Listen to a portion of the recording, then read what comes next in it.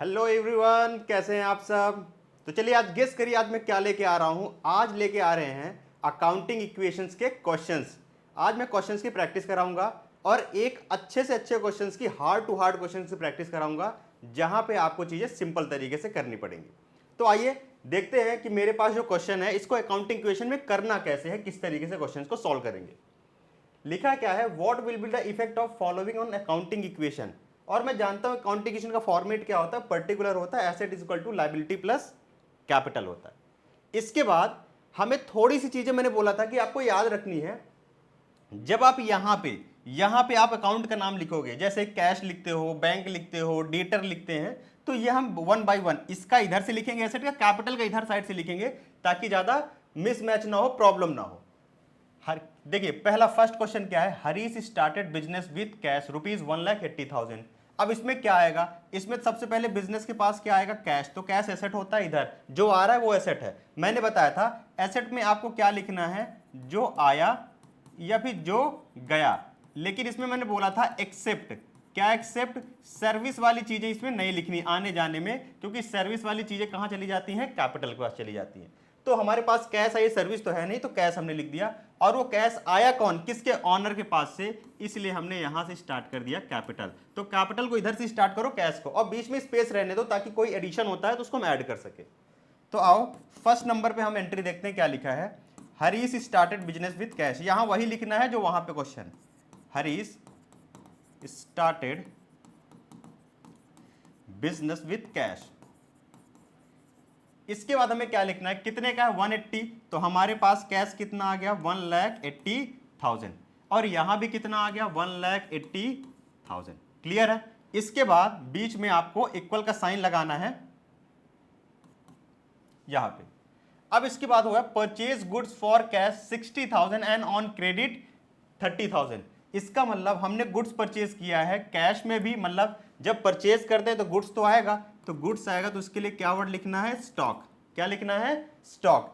अब पहले तो स्टॉक हमारे पास कुछ भी नहीं था, ठीक है, पहली वाली एंट्री में। दूसरी वाली में आया और ऑन क्रेडिट पे आया। क्रेडिट का मतलब होता है कि हमने सामान ले लिया, पैसे नहीं दिए अभी, अब पैसे नहीं दिए तो देने पड़ेंगे, तो वो लायबिलिटी बनेगा। तो उसके लिए क्या नाम लिखना है, क्रेडिटर। क्या नाम लिखना है उसके लिए, क्रेडिटर। तो हम यहां पे क्या नाम लिखेंगे, क्रेडिटर वर्ड। तो देखिए कितने का गुड्स आया, 60 का तो कैश में आया जिसके पैसे दे दिए, 30 का और आया था, टोटल 90 का गुड्स आया। तो यहां पे सेकेंड एंट्री में हम लिखेंगे परचेज गुड्स, परचेज गुड्स, ठीक है, फॉर कैश, ठीक है, एंड ऑन क्रेडिट, उधार पे भी हमने परचेज किया था। तो देखिए अगर हमने कैश में किया तो यहां से 60,000 पहले तो माइनस कर दो, क्योंकि हमारे पास से उतने पैसे चले गए। प्लस स्टॉक में पहले वाली एंट्री में तो कोई इफेक्ट नहीं था, दूसरी वाली में हमारे पास कितने का स्टॉक आ गया, 90,000। तो हमने 90 लिख दिया स्टॉक में। क्लियर है यहां तक। अब क्या करना है कि हमने कैश गया उसकी एंट्री बना ली, आया मेरे पास 90 का, गया मेरे पास अभी तक हमने 60 का, तो 30 का और जाएगा फ्यूचर में, तो उसके लिए हम क्रेडिटर में बना लेते हैं। क्रेडिटर में कितना लिख देते हैं, 30,000, और प्लस इसमें कोई इफेक्ट पड़ रहा है नहीं, जीरो। अब हम यहां से क्या करेंगे, अकाउंटिंग इक्वेशन में मैंने बताया था कि जब दो एंट्री कंप्लीट हो जाए तो हमें क्या बनाना है, क्या लिखना है, न्यू इक्वेशन, उसको सॉल्व करना है। कैसे करेंगे, 1,80,000, 60 माइनस हुआ, कितना आ गया, 120, प्लस 90,000 का हमारे पास स्टॉक अभी बचा हुआ है, इज इक्वल टू हमारे पास क्रेडिटर टोटल कितने के हैं अभी, 30,000 के, और प्लस कैपिटल कितना है, 1,80,000। अब आप इसको मैच कराएंगे तो ये दोनों 2,10,000, 2,10,000, न्यू इक्वेशन जहां बनता है वहां पे एंट्री मैच करनी चाहिए। इसके बाद देखिए हम आते हैं अपनी थर्ड वाली एंट्री पे। थर्ड वाली एंट्री पे क्या दिया हुआ है,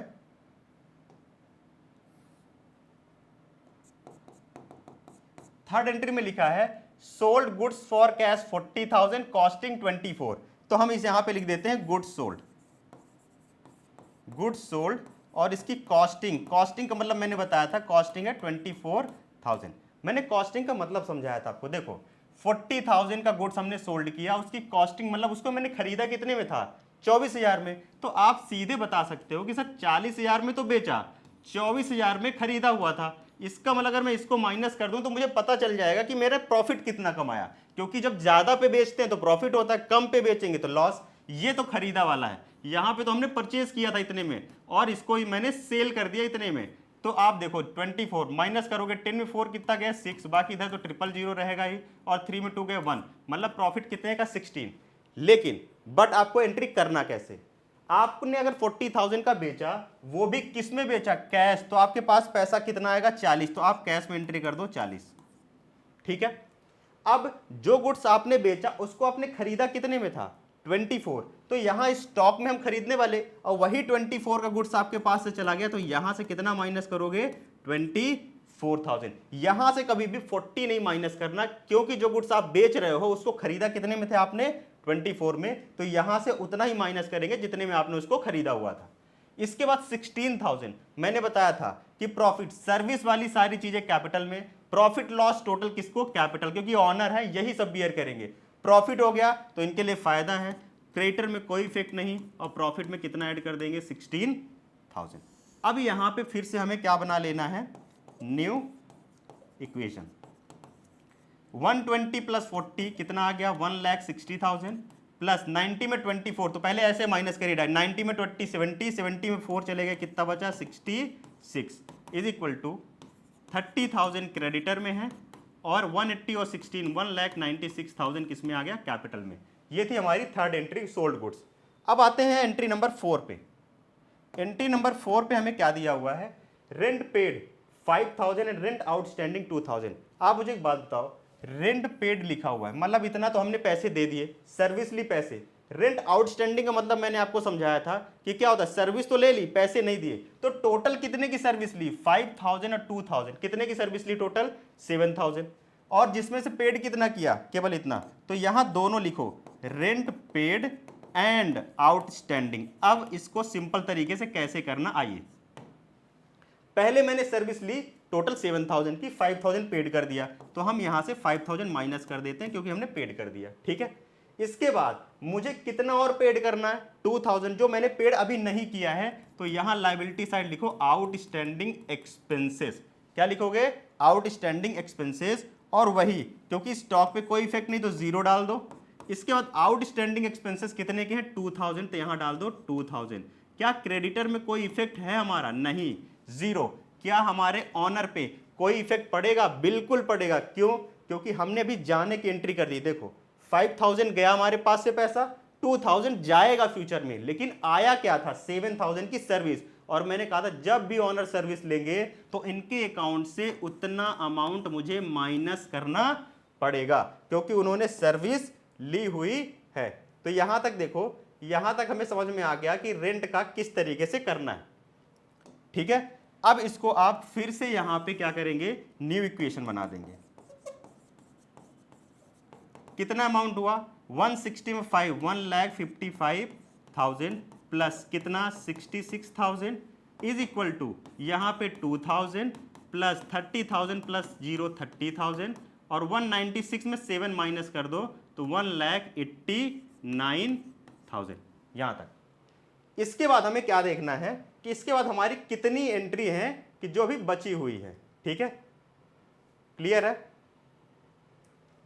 आइए देखते हैं, 2 एंट्री हमारी और बची हुई है, हमें वही दोनों एंट्री क्या करना है, लिखना है। आ जाइए, हम आते हैं एंट्री नंबर 5 पे। क्या लिखा है, sold goods on credit 50,000 costing. अब ध्यान देना, गुड्स तो बेचा, लेकिन कैसे बेचा, उधार में। उधार का मतलब हमारे पास से सामान तो गया, लेकिन पैसे अभी नहीं मिलेंगे, बाद में मिलेंगे, लेकिन मिलेंगे तो ना, वो तो हमारे एसेट हैं। आना है पैसे तो हम कहां लिख देंगे, डेटर में।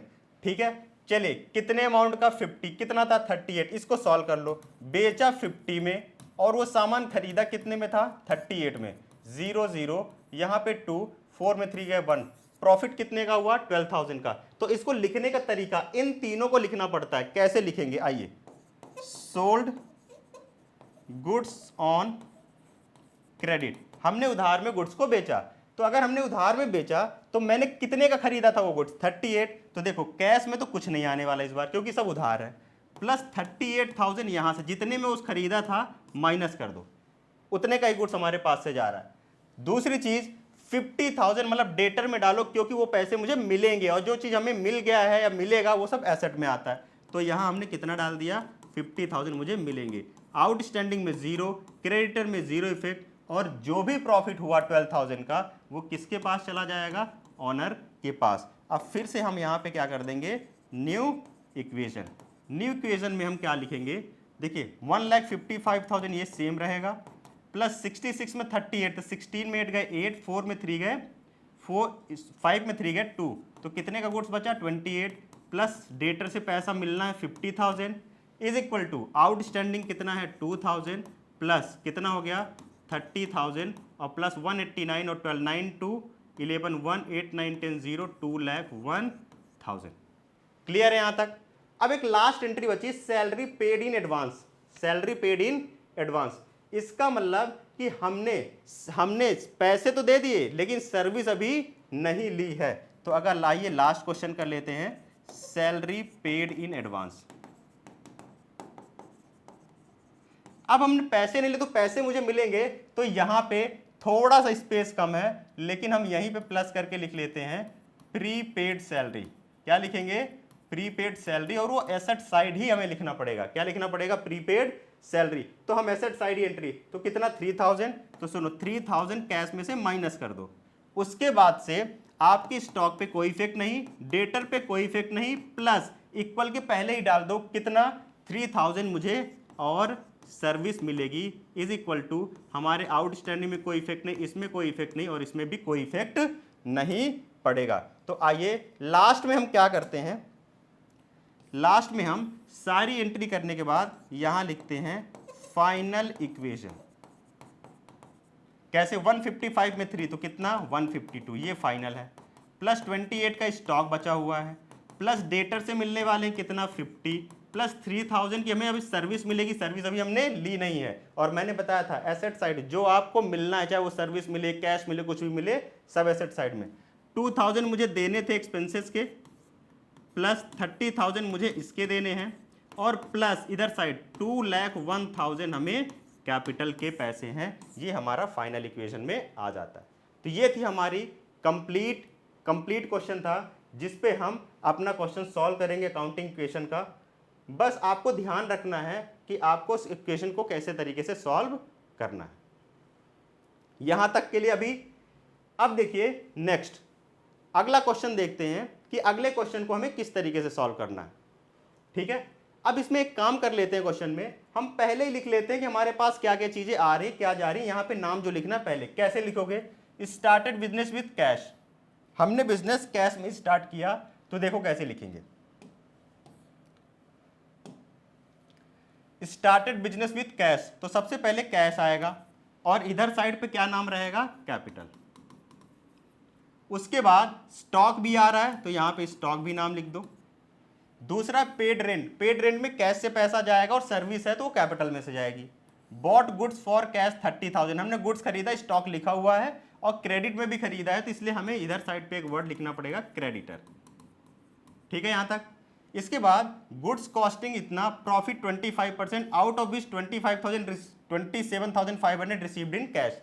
अब देखो गुड्स तो हमने ज्यादा था कॉस्टिंग बेचा, लेकिन पैसे मिल रहे हैं कम, मतलब और पैसे भी मिलेंगे, और मिलेंगे तो उसके लिए हम क्या वर्ड लिख देते हैं हमेशा, डेटर। जब पैसे मिलेंगे गुड्स पे तो उसको क्या लिखेंगे, debtor. Purchase a motorcycle for personal use, ध्यान देना पर्सनल यूज का मतलब क्या हुआ, ड्राइंग। और ड्राइंग अगर कर रहे हैं तो ध्यान देना कैपिटल से भी माइनस हो जाता है कैश, क्यों, क्योंकि इनका पैसा कम होगा बिजनेस से, और ये भी। अब एंट्रीज, अभी हमने केवल नाम लिखा, अब एंट्रीज में चलते हैं, फटाफट एंट्रीज करते हैं किस तरीके से करना है। स्टार्टेड बिजनेस विथ कैश,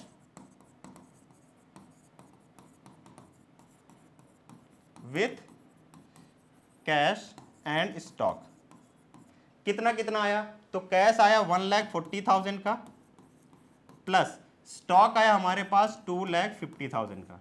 अभी डेटर 0 है, क्रेडिटर भी 0 है। अब कैपिटल में कितना लिखें, ये दोनों चीजें जब बिजनेस स्टार्ट होती है, तो बिजनेस स्टार्ट होने का मतलब ये पैसा ऑनर लगा रहे हैं, तो ऑनर ने 140 का कैश दिया, स्टॉक भी दिया 250 का, तो टोटल कितना 3,90,000 रुपीज ऑनर ने लगाए। हम यहां पे लिख देते हैं 390। ठीक है, कि यहां पे हमारे पास ये चीजें आया, ऑनर ने कितना लगाया 390। सेकंड में क्या है, पेड फॉर रेंट। सेकंड में क्वेश्चन में क्या है, paid for rent, rent paid किया ऑनर ने। तो सुनो, अगर रेंट पेड किया तो पहली चीज 2,000 हमारे पास से पैसा चला जाएगा। अब ये क्या है, रेंट एक तरीके क्या है, सर्विस। जब हम कोई चीज यूज करते हैं ना तो सर्विस, रेंट क्यों दे रहे हैं, क्योंकि हम घर का यूज कर रहे हैं, तो सर्विस के लिए मैंने बताया अगर सर्विस हम यूज कर रहे हैं तो ऑनर के कैपिटल से क्या करना है, माइनस। यहां जीरो इफेक्ट, यहां जीरो, क्रेडिटर में कोई इफेक्ट नहीं, लेकिन ये 2000 हमें यहां से माइनस करना पड़ेगा। अब यहां पे हम क्या लिखेंगे, न्यू इक्वेशन। न्यू इक्वेशन में क्या आएगा, 140 में 2 चले गए तो 1,38,000 बचा, स्टॉक 2,50,000 का, प्लस अभी डेटर से कोई रिलेशन नहीं, देखो 2 एंट्री बन चुकी है, इससे डेटर से कोई मतलब नहीं है, इज इक्वल टू क्रेडिटर से भी कोई मतलब नहीं, 390 में तो ये हो जाएगा 3,88,000। नेक्स्ट पे आते हैं एंट्री नंबर 3 पे, उस पे क्या दिया है, bought goods for cash and on credit 44। ध्यान देना, हमने गुड्स खरीदा पैसे देके और उधार में भी खरीदा, तो टोटल गुड्स कितने के खरीदे, 44 + 30 74,000 के। तो हम यहां पे लिखेंगे goods purchased for cash and on credit, उधार पे भी हमने गुड्स खरीदा हुआ था, कितने का, तो जो टोटल, तो 30,000 कैश में खरीदा, तो पहले तो 30,000 कैश से माइनस कर दो कि पैसा इतना जाएगा कैश, प्लस स्टॉक में कितना ऐड करोगे, दोनों को मिला के 74,000, क्योंकि इतने का गुड्स हमने खरीदा। अभी इसमें से जीरो करो और यहां क्रेडिटर में अभी उसको कितना पेड करना है मुझे, 44, तो हमारे लिए लायबिलिटी हो जाएगा, क्या हो जाएगा, लायबिलिटी। 30 मैंने कैश तुरंत दे दिया, 44 मैंने क्रेडिटर में लायबिलिटी में डाल दिया क्योंकि मुझे देना है उसके पैसे। उसके बाद प्लस यहां पे कितना हो जाएगा, जीरो। अब यहां पे हम न्यू इक्वेशन कर देते हैं, क्या करते हैं, न्यू इक्वेशन।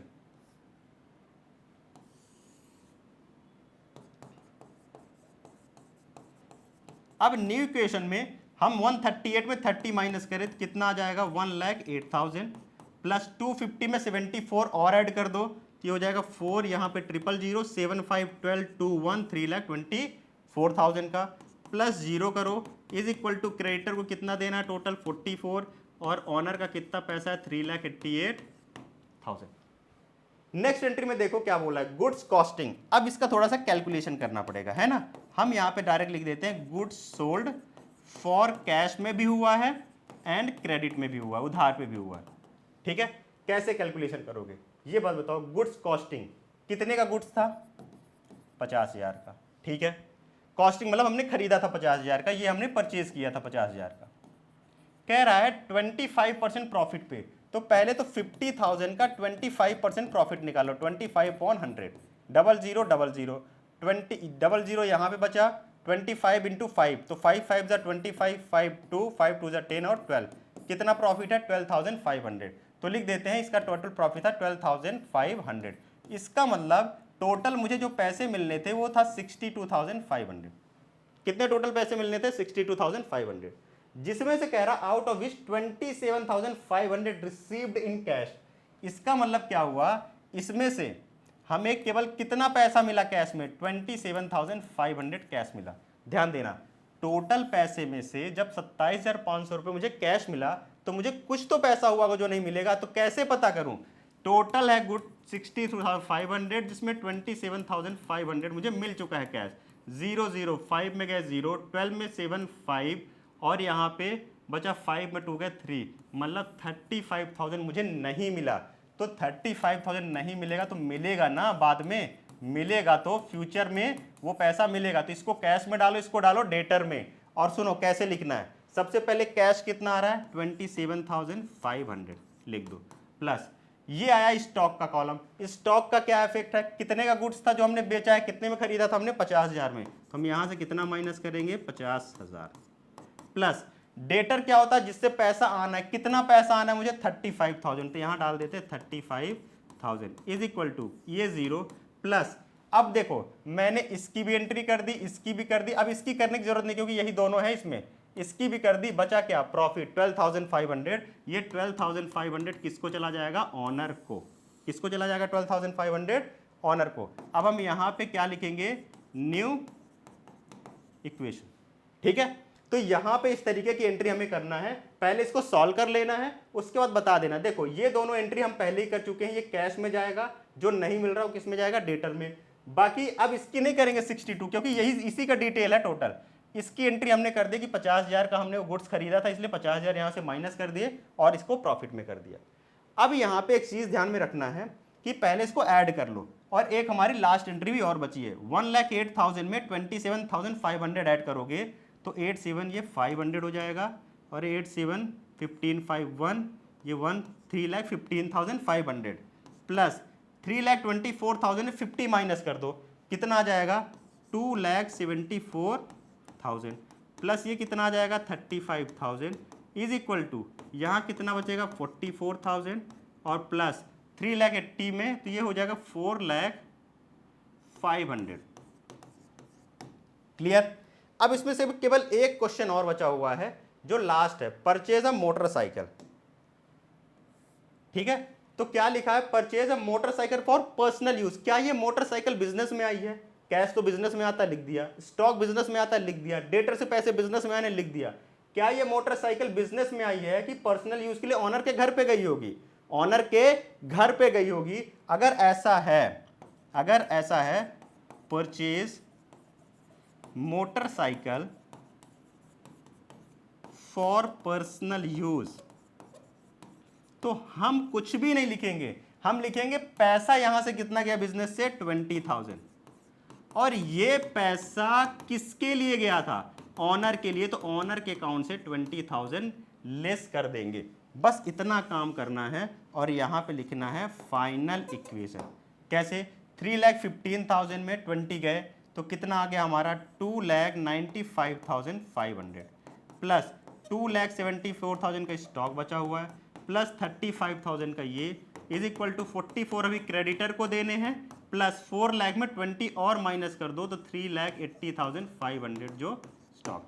तो इस तरीके से आपको क्वेश्चन करने हैं। आई थिंक आपको अच्छे तरीके से ये क्वेश्चन समझ में आ रहे होंगे।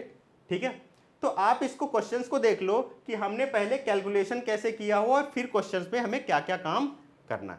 ठीक है, आइए अभी यहां तक एक बार आप लोग इसको देख लीजिए। 10 सेकेंड का टाइम है, अच्छे से इसको देख लो क्वेश्चन क्या था और हमने उस क्वेश्चन को सॉल्व कैसे किया है। इसके बाद फिर हम चलते हैं नेक्स्ट क्वेश्चन पे।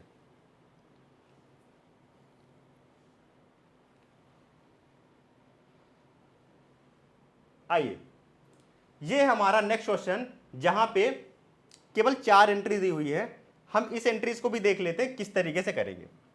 लिखा है प्रिपेयर द अकाउंटिंग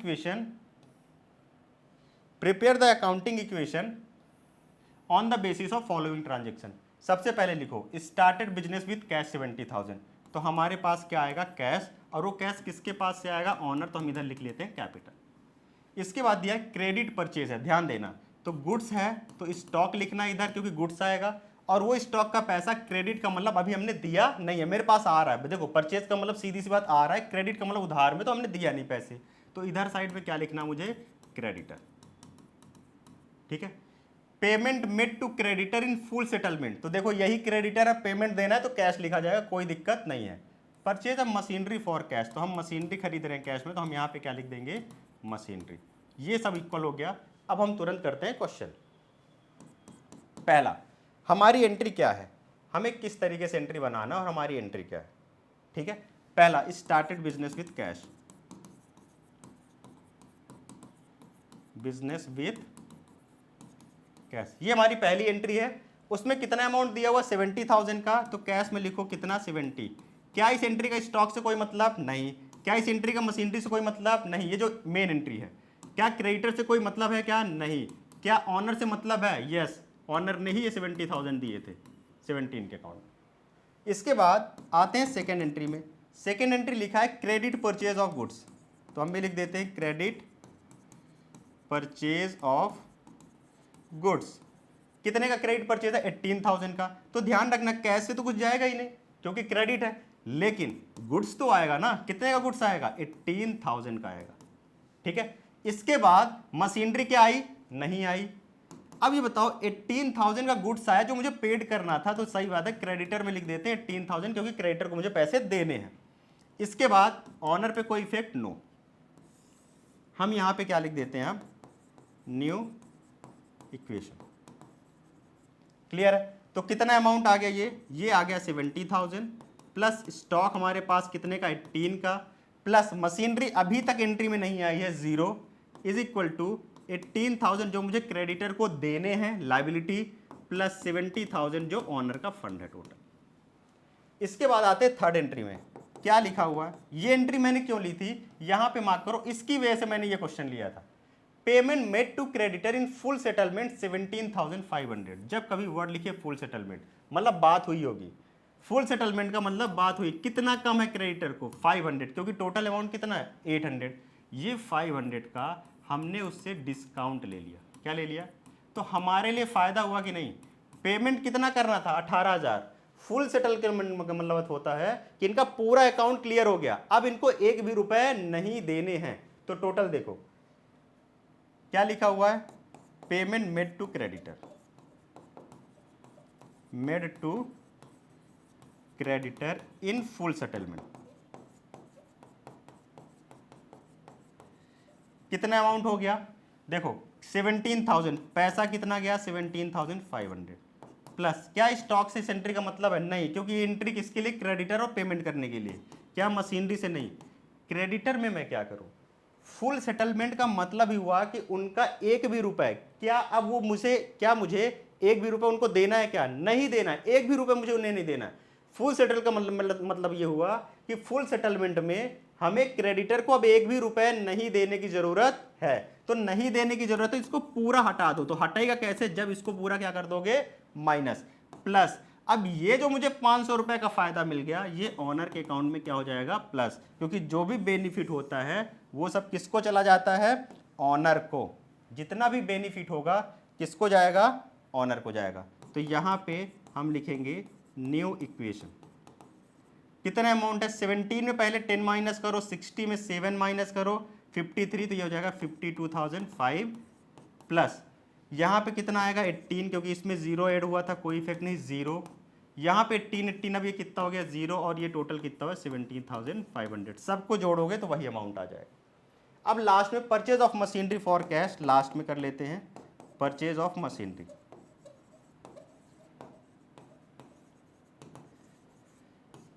देखिए 20,000 की मशीनरी वो भी कैश में परचेज की, तो पहली चीज तो कैश हमारे पास से जाएगा, प्लस स्टॉक में कोई असर नहीं, और उतने की ही मशीन हमारे पास आएगी। 20,000 ऐड कर दिया, मशीन में 20,000 ऐड कर दिया, कैश से 20,000 माइनस कर दिया, क्योंकि मशीन आ रही है तो प्लस और कैश जा रहा है तो माइनस। इसके बाद क्या क्रेडिटर पे कोई असर नहीं, प्लस इस पे कोई असर नहीं। अब यहां पे कर दो फाइनल इक्वेशन,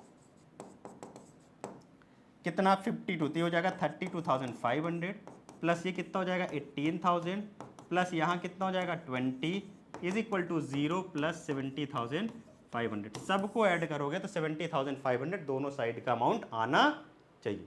तो ये था वीडियो में, अभी तक के लिए सिर्फ इतना ही। आई थिंक आपको क्वेश्चन अच्छे तरीके से समझ में आ रहे होंगे, और आप क्वेश्चंस को एक बार अच्छे तरीके से सारे क्वेश्चंस को देख भी लीजिए।